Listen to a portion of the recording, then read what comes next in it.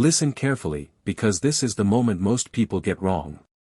When the power dies, really dies, not a flicker, not a quick outage, but the kind where the air feels heavier and the world suddenly sounds too quiet, you have less time than you think.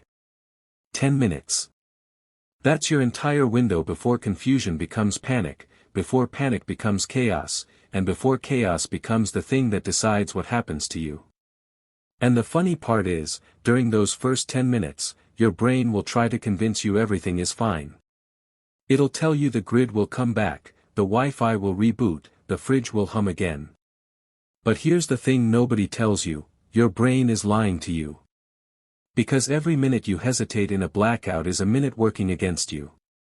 So let's walk through those first 10 minutes the way survivors actually do it, calm, fast, intentional, because the clock is already ticking in a real scenario, and hesitation is deadly. The very first thing you do, and I mean instantly, is stop and listen. Not scroll your phone screen, not shout hello to the house, just listen. Because silence is information. A normal power outage sounds different from a grid failure, and a grid failure sounds different from an EMP strike. If you hear cars rolling to a stop, alarms dying mid-scream, or that eerie absence of traffic hum, that's your first clue this is bigger than your house.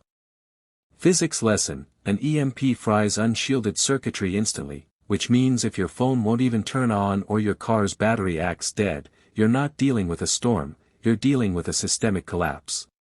If your phone still lights up but has no signal, that's grid or tower failure.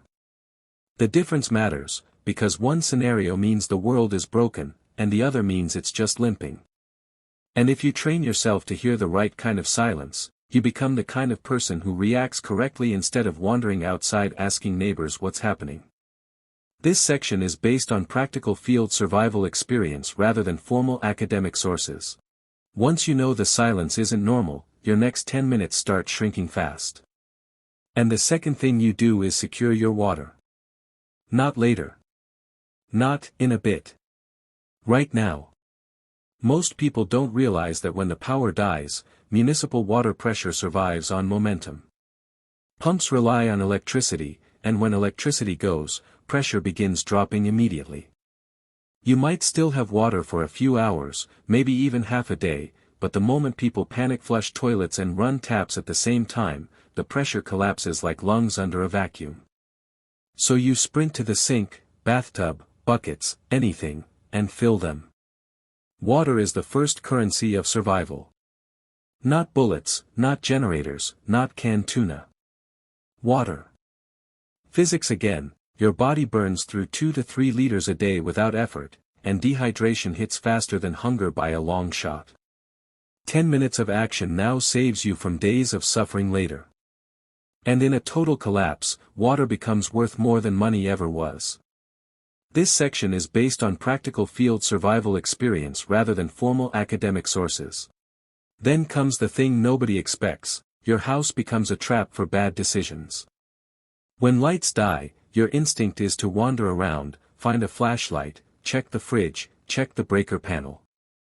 But the smart move, the third critical step, is to control your light discipline. Light is information. Light is a beacon. Light tells the world, someone here is prepared. In the early minutes of a blackout, especially in urban areas, humans behave like moths, they move toward the nearest glow. So you never use a bright phone flashlight near windows. You never turn on anything visible from the street. You use low-level, warm light, and you shield it with your body. Think of it like this, in every blackout, there are 2 groups, the calm ones who planned, and the desperate ones who didn't. Desperate people look for prepared people. So don't advertise. Light discipline is a tactic used in both infantry operations and wilderness survival for exactly this reason, visibility equals vulnerability. Now that you're operating silently and unseen, you handle the 4th survival move, establishing intel. Humans fear the dark because the dark removes information, so your job is to take that information back.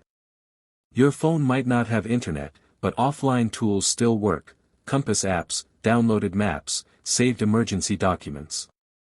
You check radios if you have them, especially hand crank or battery ones.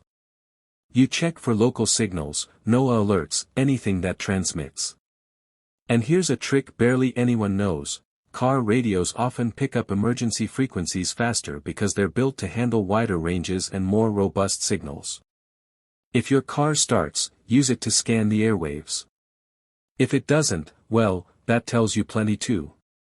In survival science, information isn't just power, it's direction.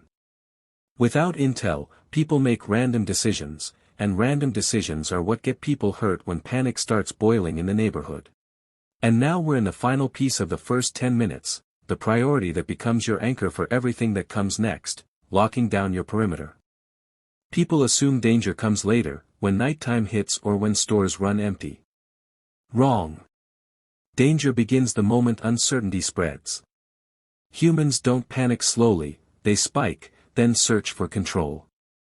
And the fastest way people try to regain control is by moving, walking out, checking cars, banging on neighbors' doors, shouting questions, testing gates, rattling fences.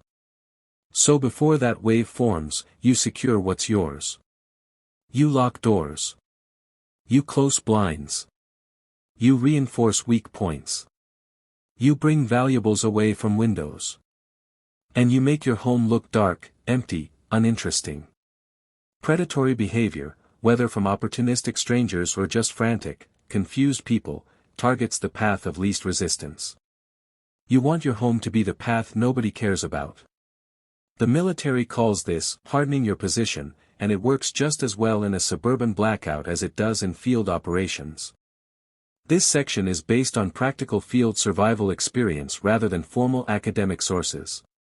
But here's the secret ingredient that ties these first 10 minutes together: you act before you feel the fear. Because fear always arrives late. It hits when the sun goes down, when the street turns into a black river of silhouettes, when the air feels colder because the fridge stopped humming and your house is no longer part of the grid but part of the wild. By then, everyone who didn't make smart decisions is already scrambling. So you want to be the person who already has water stored, light secured, intel gathered, and home reinforced before that reality sets in. 10 minutes of discipline turns into 12 hours of safety, and 12 hours can turn into days of stability while everyone else is still figuring out step 1.